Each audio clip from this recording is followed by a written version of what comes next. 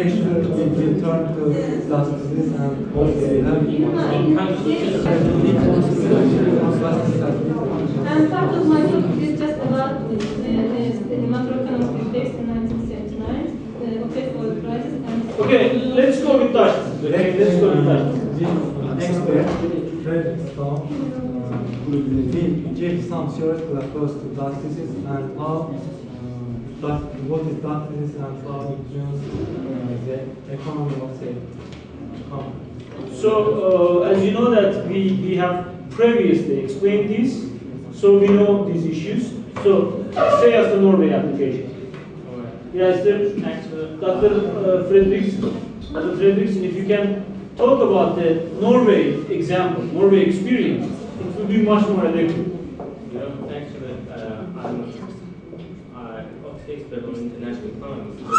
My branch is Dutch disease, so actually I have to explain this, what is Dutch disease, to all of us, and then the solution comes from government representatives. Okay, and I will give some examples from Norway, not problem, you know. So previously, the representatives from your government, we taught them Dutch disease, so they know very well about Dutch disease. So you can exactly go to the Norway exam. Minister of Finance. I'm from another country. Minister of Finance. May I explain my topic? So it will take too much time. Just not too much time. Okay, let's see.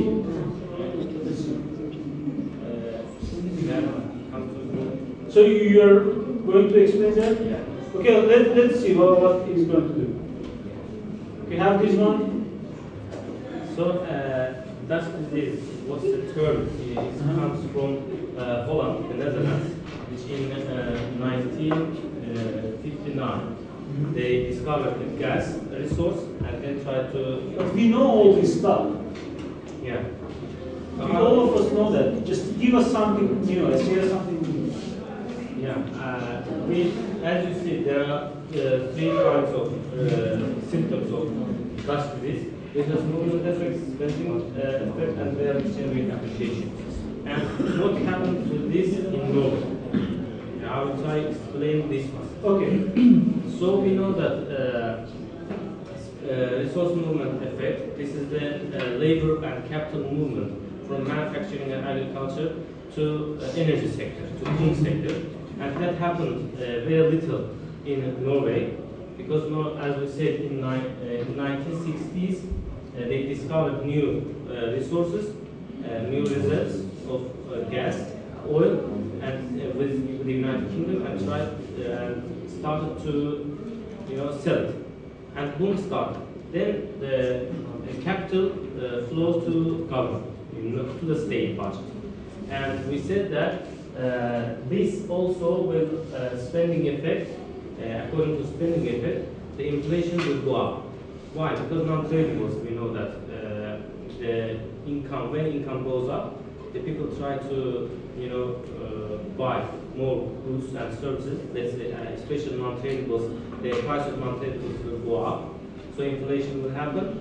In order to keep under control, the state Norwegian Parliament created in 1990s, in the beginning of the 1990s, state oil fund in order to preserve to prevail the let's say inflation, because much more dollars come from oil, and they tried to keep it under control.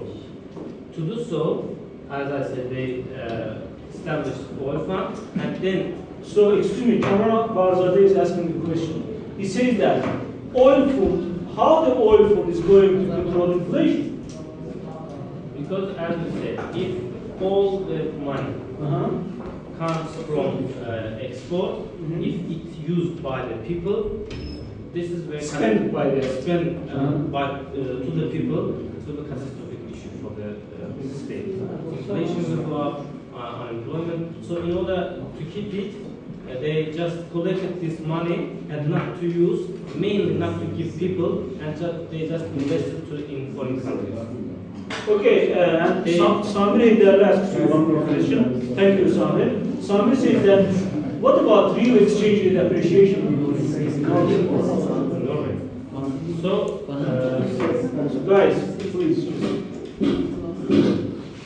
theoretically, we say that real exchange appreciation is the let's say, overvalued currency, National currency, right? which decreases the competitiveness of local goods and services, which export to other countries. In Norway, Yeah, go ahead. in Norway, this, let's say, happened. As I said, the Do you have any presentation about it? this real exchange appreciation? I mean, do you have any slides? No. Because it gets very, not clear now. If you could show it in the slide, it would be much more. Yes. Not this slides. But as I said, this also, and then the state oil company, oil fund, try to keep all money and try to invest other countries and give with pensions, as Mr. Johansson will speak about it. How did they do it? How they did it? So, excuse me, what you did with these pension funds, revenues?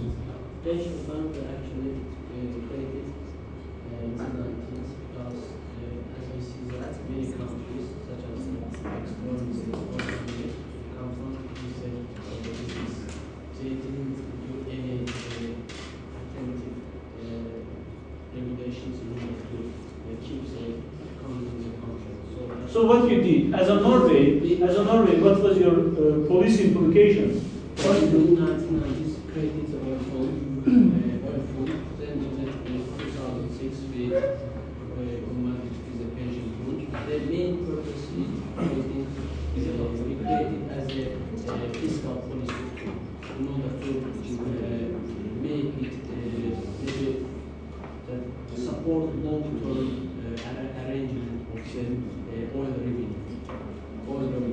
How we regulate it? For example, if the Norwegian government get money from the oil revenue, the financial ministry first transfer it to the oil fund. And maybe mostly try to keep it in the food. But after the especially 2006, the government began to invest this money as oil bond and stocks, equities in the other countries as a capital. So we invested. So as a pension fund, you are making money, right?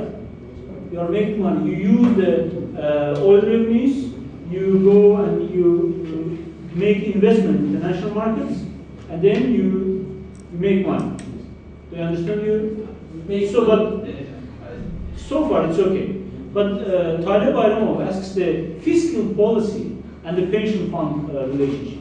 Taleb Bayramov says that what's the relationship between the fiscal policy and the pension fund? So it's very strong related. There's a strong relationship or not? Or how much of the relationship is strong?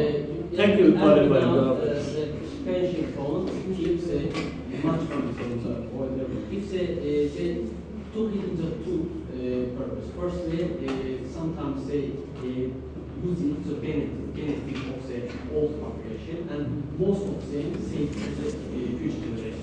If some recession in the economy happens, in order to, for example, deficit in the central budget, we can compensate it with the help of oil revenues.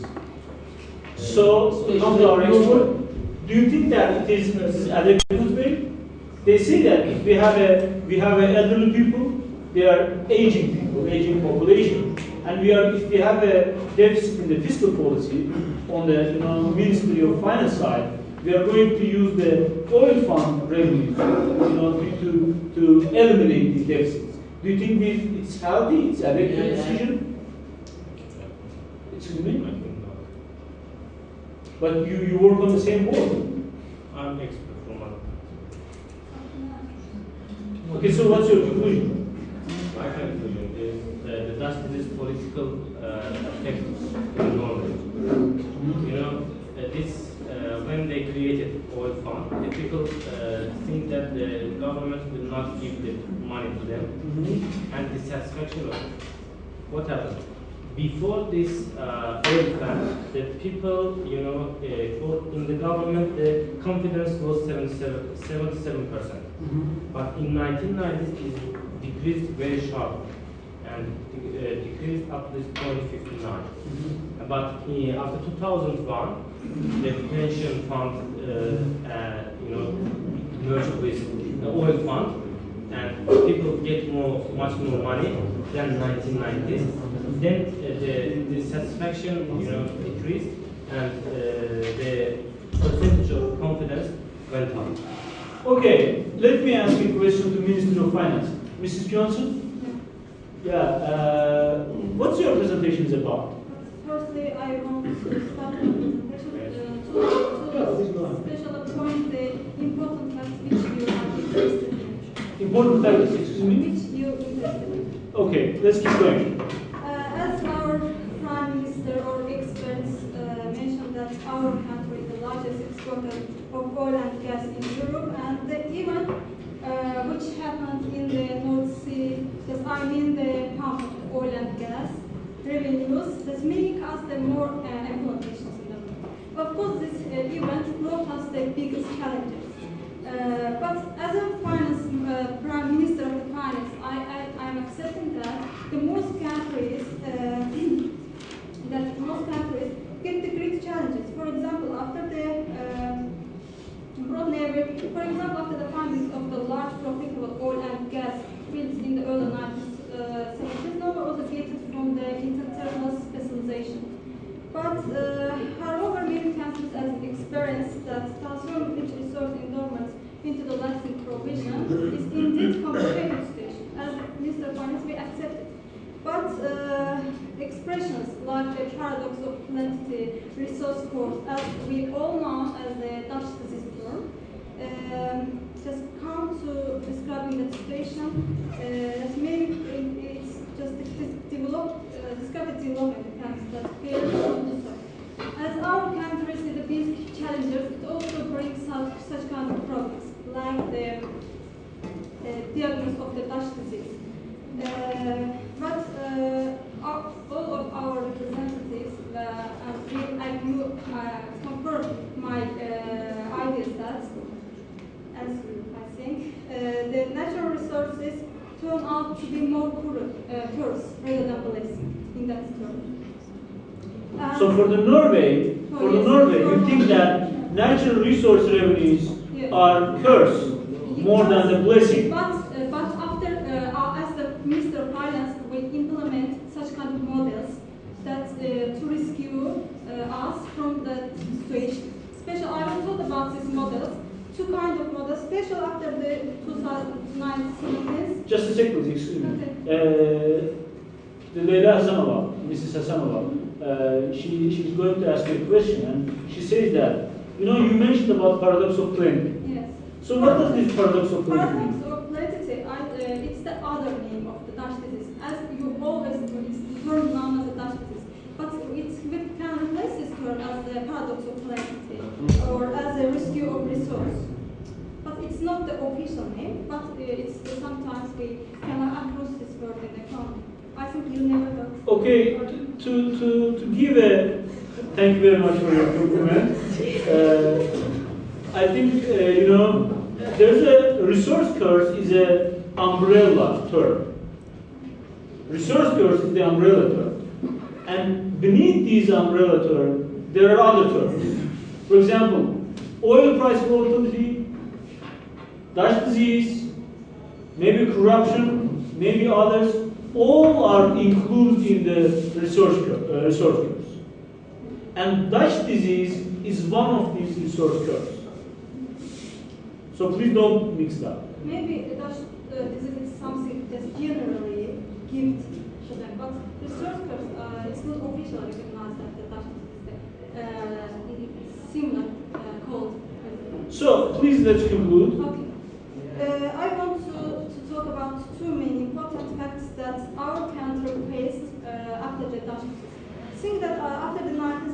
2004, the growth in the wage cost have been higher than the Norway in its trading patterns in the most of this period. And other factor, in 2003, the average wage cost thinks that blue-collar employers was estimated to be 30% higher than the corresponding average of the Norway trading patterns. So, what did Norway do in that situation? As the Minister of Finance, we are responsible to confront this kind of situations. That's why we firstly implement the small open account model. What is this? First, it is the design of the income policy in Norway, but has been interpreted on the level of the maximum sustainable wage growth in this long-term sustainable growth. But however, there is a potential risk, and that's why Norway compared to use other models like CGI. It's the compatible general equilibrium. So, Rauf Şükürlü, he's sitting right there. And Rauf Şükürlü, why did wage costs go up in the Norway?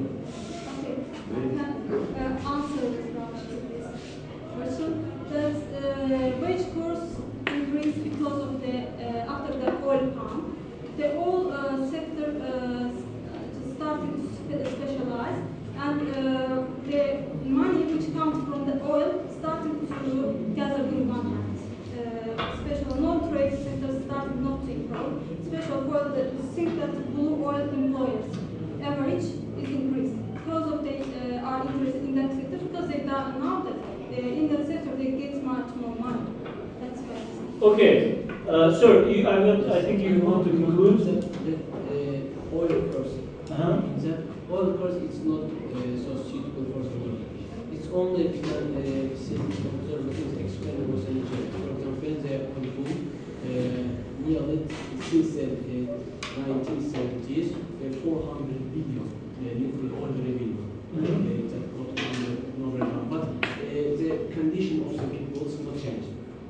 But besides, really Standard of living of the people. Instead of the countries were right, but it's we can call it oil curse. But it's not that appropriate to the Norwegian. Norwegian, as we said, that created fund which we employ. And another about the fiscal organizations. As we know that, as I mentioned, we invest this money in the abroad. The two reasons. First, to avoid overheating of the Norwegian economy, and the other to shield from the various oil prices effects of oil price fluctuation. So, if in recession, government in recession, as we know, we use expansion of fiscal policy. We increase the government spending and transfer payment. Is it not possible to increase the transfer payment and the government spending with the help of the oil? Okay, thank you. I will go with the Prime Minister. Mr. Prime Minister. I think So, what's your? I know that. What's your position? You have your administration. They just they submitted a lot of information about the Dutch disease, about the paradox of plenty, about the resource curves, about the oil production, and about the just the background of what Dutch disease means. So, which conclusion you came to? I think I conclude, as many economists conclude, this is 5 words from the Nelson Mandela. Said that a good head and a good heart are always a formidable combination. And therefore, I think the representative. So, can we get it one more time? Yes, This wise word? wise word from Nelson Mandela. Yeah. What's it? A good head and a good heart are always a good formidable combination. And I think also the representatives of the government, we all together, we think that in near future, we have already shown our hand in the economic channels of the country. And also we invite foreign experts another not the national of this country to give some his position of the country. and learn some challenges we have and also to come together to solve the problem. Okay, let's have a 10 minutes break, then we will come back with the next one, right? Okay.